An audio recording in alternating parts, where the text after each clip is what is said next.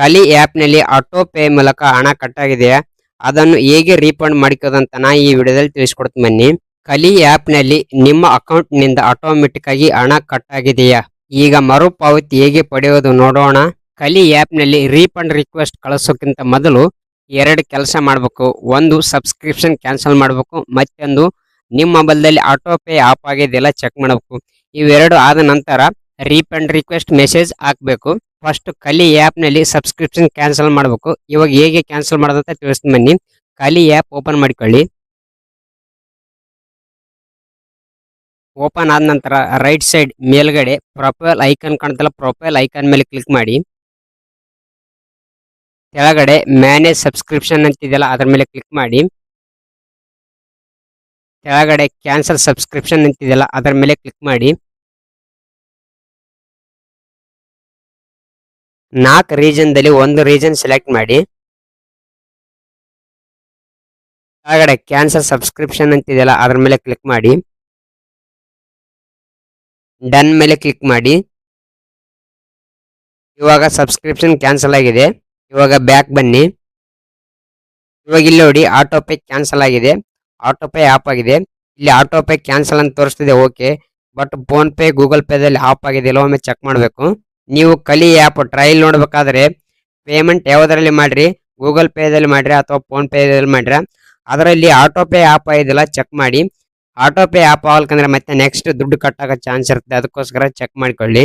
ನೀವು ಒಂದ್ ವೇಳೆ ಫೋನ್ ಪೇಲಿಂದ ಪೇಮೆಂಟ್ ಮಾಡಿದ್ದೀರಂದ್ರೆ ಫೋನ್ ಪೇದಲ್ಲಿ ಕಲಿ ಆ್ಯಪ್ಗೆ ಆಟೋ ಪೇ ಆಫ್ ಆಗಿದಿಲ್ಲ ಅಂತ ಈ ತರ ಚೆಕ್ ಮಾಡಿ ನೋಡಿ. ಫಸ್ಟ್ ಫೋನ್ ಪೇ ಓಪನ್ ಮಾಡ್ಕೊಳ್ಳಿ. ಸ್ವಲ್ಪ ಮೇಲ್ಗಡೆ ಸ್ಕ್ರೋಲ್ ಮಾಡಿ. ಇಲ್ಲಿ ಮ್ಯಾನೇಜ್ ಪೇಮೆಂಟ್ ಅಂತ ಇದೆಯಲ್ಲ ಅದರ ಕೆಳಗಡೆ ಮೋರ್ ಅಂತ ಆಪ್ಷನ್ ಇದೆ ನೋಡಿ, ಪಿಂಕ್ ಕಲರ್. ಮೋರ್ ಮೇಲೆ ಕ್ಲಿಕ್ ಮಾಡಿ. ಸ್ವಲ್ಪ ಮೇಲೆ ಸ್ಕ್ರೋಲ್ ಮಾಡಿ. ಕೆಳಗಡೆ ಆಟೋ ಪೇ ಅಂತಿದೆಯಲ್ಲ ಆಟೋ ಪೇ ಮೇಲೆ ಕ್ಲಿಕ್ ಮಾಡಿ. ಇಲ್ಲಿನ ಆಟೋ ಪೇ ಆಫ್ ಆಗಿದೆ, ಕಲಿ ಆ್ಯಪ್ ಆಟೋ ಪೇ ಆಫ್ ಆಗಿದೆ, ಇಲ್ಲಿ ಯಾವುದೂ ಇಲ್ಲ, ಕ್ಲಿಯರ್ ಇದೆ. ಈ ತರ ಕ್ಲಿಯರ್ ಇರಬೇಕು, ಏನ್ ಪ್ರಾಬ್ಲಮ್ ಆಗಲ್ಲ, ಅಮೌಂಟ್ ಕಟ್ ಆಗಲ್ಲ.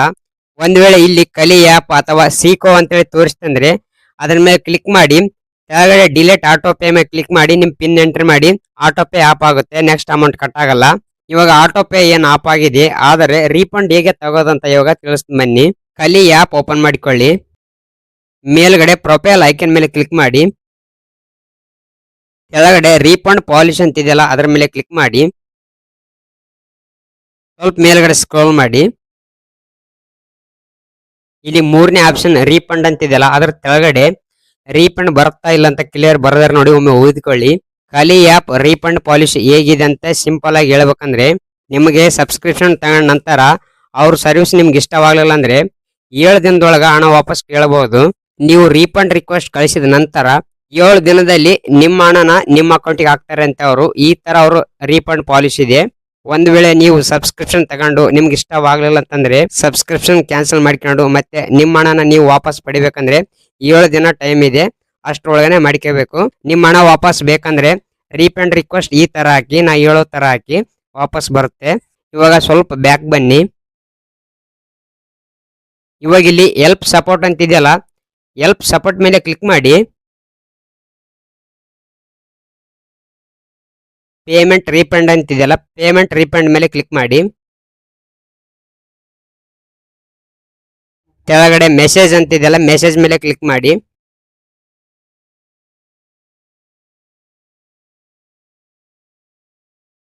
ಇವಾಗ ಇಲ್ಲಿ ನೀವು ಸಪೋರ್ಟ್ ಟೀಮ್ನಿಂದ ಹೆಲ್ಪ್ ಪಡೆಯಲು ಬಯಸುತ್ತಿದ್ದೀರಾ ಅಂತ ಕೇಳ್ಯಾರ. ಹೌದಂತೇಳಿ ಕ್ಲಿಕ್ ಮಾಡಿ. ಹೌದಂತ ಇದೆಯಲ್ಲ ಅದ್ರ ಮೇಲೆ ಕ್ಲಿಕ್ ಮಾಡಿ. ಅವ್ರು ಕಳಿಸೋ ಮೆಸೇಜ್ ಕರೆಕ್ಟ್ ಓದಿ ರಿಪ್ಲೈ ಮಾಡಿ. ಕೆಳಗೆ ನೀಡಿರುವ ಆಪ್ಷನ್ ಚೂಸ್ ಮಾಡಿ ಅಂತ ಕೇಳ್ಯಾರ. ಅದರಲ್ಲಿ ರೀಫಂಡ್ ಅಂತ ಇದೆಯಲ್ಲ, ರೀಫಂಡ್ ಮೇಲೆ ಕ್ಲಿಕ್ ಮಾಡಿ. ರೀಫಂಡ್ ಮೇಲೆ ಕ್ಲಿಕ್ ಮಾಡಿ. ನಿಮ್ಗ ರೀಫಂಡ್ ಬೇಕೇನಂತ ಕೇಳ್ತಾರ, ಹೌದು ಅಂತೇಳಿ ಕ್ಲಿಕ್ ಮಾಡಿ. ಹೌದು ಅಂತ ಕ್ಲಿಕ್ ಮಾಡಿ.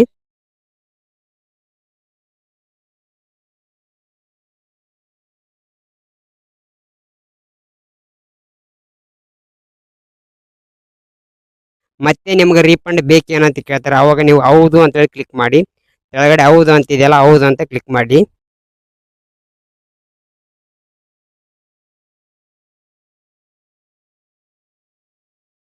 ಇವಾಗ ನಿಮ್ಮ ಅಮೌಂಟ್ ಅವರು ರೀಫಂಡ್ ಮಾಡ್ತಾರೆ, ವಾಪಸ್ ಕೊಡ್ತಾರೆ. 7 ದಿನ ಟೈಮ್ ತಗೊಂತದಂತೆ ವಾಪಸ್ ಬರೋಕೆ. 7 ದಿನ ವೆಯ್ಟ್ ಮಾಡಿ ನಿಮ್ಮ ಅಮೌಂಟ್ ಬರುತ್ತೆ. ಒಬ್ಬೊಬ್ರಿಗೆ 1 ನಿಮಿಷದಲ್ಲಿ ಅಮೌಂಟ್ ವಾಪಸ್ ಬರೋ ಚಾನ್ಸ್ ಇರುತ್ತೆ, ಒಬ್ಬೊಬ್ರಿಗೆ ಲೇಟ್ ಆಗ್ಬೋದು. ಈ ಇನ್ಫಾರ್ಮೇಷನ್ ಯೂಸ್ಫುಲ್ ಆದರೆ ಲೈಕ್ ಮಾಡಿ, ಚಾನಲ್ ಸಬ್ಸ್ಕ್ರೈಬ್ ಮಾಡ್ಕೊಳ್ಕಂದ್ರೆ ಸಬ್ಸ್ಕ್ರೈಬ್ ಮಾಡ್ಕೊಳ್ಳಿ. ಥ್ಯಾಂಕ್ ಯು ಫಾರ್ ವಿಡಿಯೋ ನೋಡೋದಕ್ಕೆ.